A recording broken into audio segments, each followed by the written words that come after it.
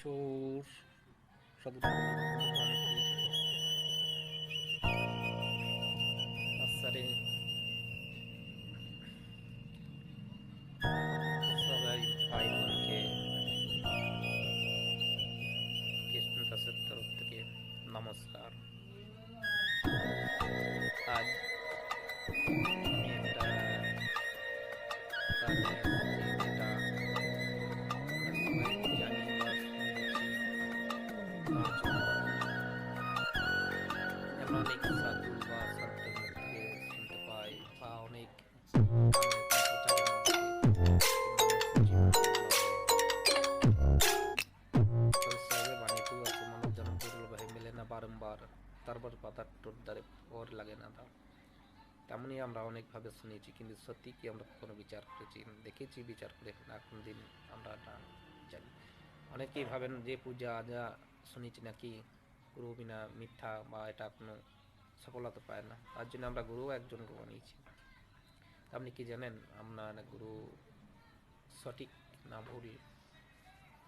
এটা আপনার মনে বা সবার মনে একটাই প্রশ্ন আসবে যে এটা এর মধ্যে কি করে কি জানা যাবে যে এটা ভুল না।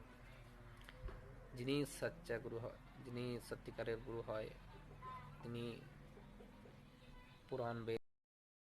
আপনি কি করে জানবেন যে আপনি যে গুরুর কাছে আছেন সেটা সঠিক কিনা ভুল? তার জন্য আপনাকে শাস্ত্র প্রমাণ নিতে হবে, আপনার গুরুর কাছেও প্রমাণিত বার্তাটা করতে হবে। তারপর উনি কি উত্তর দেয় সেটা আপনি জানতে পারবেন, তখনই আপনি জানতে পারবেন। তা আপনারা আপনি সবাই শুনেছি যে আমরা সৃষ্টির মধ্যে যে বিষ্ণুর নাভি থেকে ব্রহ্মার জন্ম, ত্রিকুটি শিবের জন্ম, বিষ্ণুর, এটা কি সঠিক না ভুল, কতদূর সত্য কতদূর মিথ্য, এটা আমরা কিভাবে যাচাই করবো বা কিভাবে জানবো? এটা আমরা জানার একটাই পদ্ধতি, পুরো সম্পূর্ণ। এটা আমাদের গুরুদেরকে যে জিজ্ঞাসা করা হয় এনারা কখনো বলতে পারবেন না, কেন এনারা নিজেরাই পরিচিত নয় শাস্ত্রের মধ্যে থেকে। আমাদের যে গীতা পুরাণ 18 পুরাণ আছে এর মধ্যে থেকে এরা পরিচিত নয়, এই জন্য এরা বলতে পারে না আমাদেরকে। তা আজকে আমরা এই ভিডিওর মাধ্যম থেকে জেনে নিতে চাই যে কি শিব অসদা শিব একজন নাকি দুজন। তাই ভিডিও দেখতে থাকবেন। আর আগে দেখুন কিভাবে কি সৃষ্টি কিভাবে হয়েছিল, পুরো ভিডিওটা দেখবার চেষ্টা করবেন ধৈর্য ধরে। আর ভিডিওটাকে আগে বারবার জন্য শেয়ার ফলো করে দেবেন অবশ্যই। দেখুন, ये देखिएगा शिव शिव पुराण, संक्षिप्त शिव पुराण गीता प्रेस गोरखपुर से प्रकाशित है। देखिएगा संक्षिप्त शिव पुराण, सचित्र मोटा टाइप, केवल हिंदी, संपादक है हनुमान प्रसाद पोदार। और ये कहाँ से प्रकाशित हुआ है? प्रकाशक एवं मुद्रक गीता प्रेस गोरखपुर, गोविंद भवन कार्यालय, कोलकाता का संस्थान। इस पे देखिएगा, इसमें देखिएगा ये 5 अध्याय समाप्त होता है रुद्र संहिता का, और ये 6ठा प्रारंभ होता है रुद्र संहिता अध्याय 6। इसमें नारद जी ने अपने पिता ब्रह्मा जी से प्रश्न किया कि हे पिताजी, आप हमें बताइएगा कि इस संसार की सृष्टि किसने की, आपने की या विष्णु जी ने की या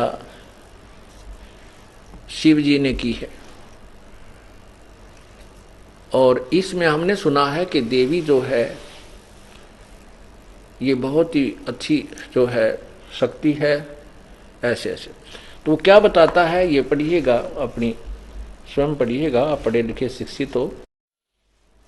रुद्र संहिता अध्याय 6 पृष्ठ 99।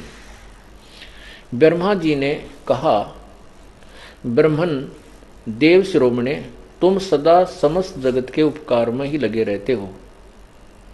तुमने लोगों के हित की कामना से ये बहुत उत्तम बात पूछी है। जिसके सुनने से संपूर्ण लोक के समस्त पापों का अक्षय हो जाता है। यह अनामय शिवत्व का मैं तुमसे वर्णन करता हूं।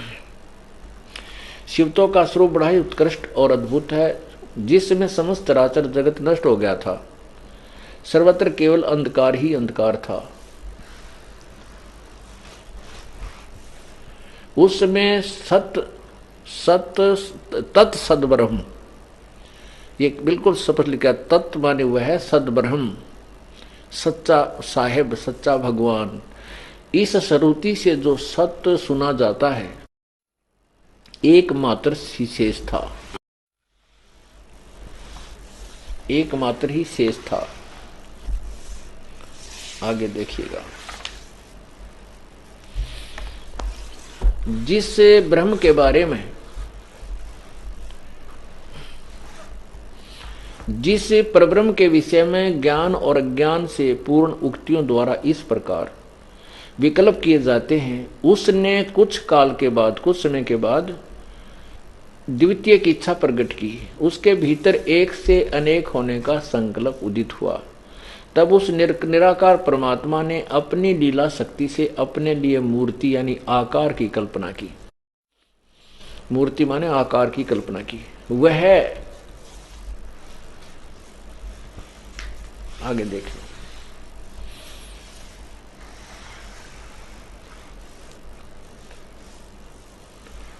आइए, जो यहां देखना, जो मूर्ति रहित परम ब्रह्म है, उसकी मूर्ति, जिसने अपनी निराकार कहे हैं उसी ने कहते साकार मूर्ति भगवान सदाशिव है। उस निराकार की साकार मूर्ति यह भगवान सदाशिव हैं। आगे देखना सदाशिव की क्या डेफिनेशन बताएंगे। अर्वाचीन और प्राचीन विद्वान उन्हीं को ईश्वर कहते हैं। उस समय एकाकी रह के स्वेच्छानुसार विहार करने वाले उन सदाशिव ने अपने विग्रह माने शरीर से स्वयं ही एक स्वरूप भूता शक्ति की सृष्टि की, यानी एक स्त्री को अपने शरीर से बाहर निकाला, जो उनके अपने श्रीअंग से कभी अलग होने वाली नहीं थी। उस पराशक्ति को प्रधान भी दुर्गा को कहते हैं। ये देखना ध्यान से, प्रधान, ये गीता जी में काम आओगा आपका, जब गीता जी के 14वें अध्याय को सुनाएंगे। उस पराशक्ति को यानी दुर्गा को प्रधान, प्रकृति, गुणवती माया, बुद्धि तत्व की जननी और विकार रहित बताया गया है। वह शक्ति अंबिका कही गई है। उसी को प्रकृति, सर्वेश्वरी, त्रिदेव जननी, ओह, तीनों देवता ब्रह्मा विष्णु महेश की उत्पन्न करने वाली यानी उनकी माता, त्रिदेव जननी, नित्ता और मूल कारण भी कहते हैं। सदाशिव द्वारा प्रकट की गई उस शक्ति की 8 भुजाएं हैं।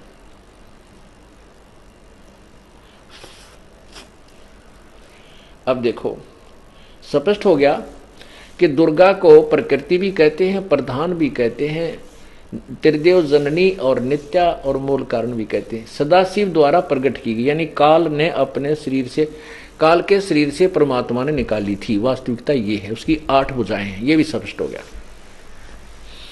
यहां देखो, वे जो सदाशिव हैं उन्हें परम पुरुष, ईश्वर, शिव, शंभु और महेश्वर कहते हैं। यहां देखना, वे सदाशिव जिसको कहते हैं, वे अपने सारे अंगों में भस्म रमाए रहते हैं उन काल रूपी ब्रह्म ने। अब देखो, ये जो सदाशिव कहा इन्होंने, वो भगवान सदाशिव हैं और उसने एक समय विहार करने वाले सदाशिव ने अपने विग्रह से ही एक स्वरूप भूता शक्ति की सृष्टि की, तो वो सदाशिव को काल भी कहते हैं। ये देखो, वे अपने सारे अंगों में भस्म रमाए रहते हैं उन काल रूपी ब्रह्म ने। ओह, ये काल कहो चाहे ब्रह्म कहो, ब्रह्म ने एक ही समय में शक्ति के नाथ नहीं, ये शक्ति के साथ शिवलोक नामक अक्षेत्र का निर्माण किया था। उसमें उस उत्तम अक्षेत्र को काशी कहते हैं। वे प्रिया और प्रियतम रूप, शक्ति और शिव, दुर्गा और शिव पति पत्नी रूप में, प्रियतम, प्रिया और प्रियतम रूप, जो परमानंद स्वरूप है, उस मनोरम क्षेत्र में नित्य निवास करते हैं।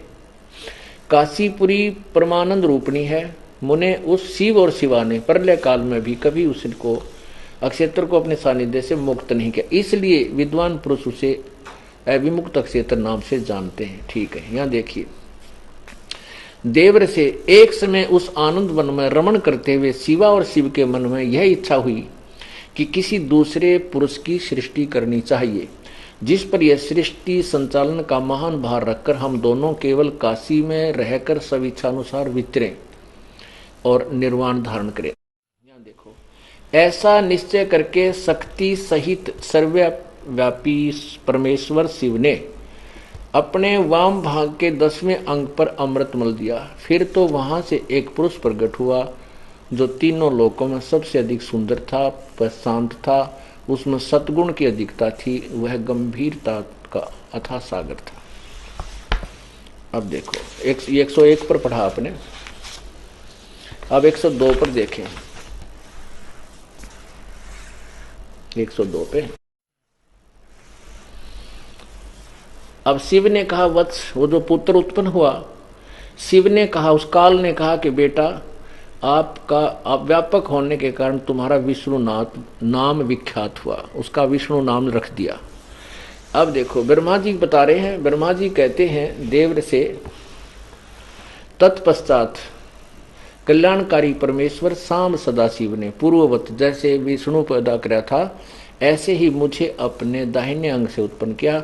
उन महेश्वर ने मुझे तुरंत अपनी माया से मोहित करके नारायण देव की नाभिक मन में डाल दिया और लीला पूर्वक मुझे वहां से प्रकट किया। अब इससे क्या सिद्ध हुआ कि इस काल रूपी ब्रह्म तय अर्थात सदाशिव तय ब्रह्मा और विष्णु की उत्पत्ति सिद्ध कर दी। आगे चलकर इस काल ने ब्रह्मा और विष्णु का आपस में झगड़ा हो गया, इनके बीच में एक सतम रख दिया, तेजो में सतम बीच में डाल दिया, तो ये दोनों उसके और छोर ऊपर नीचे देख कर उसका एंड देखने लगे, उसका कहीं उनको और छोर नहीं मिला। फिर वहां कहते हैं वो साकार परमात्मा ये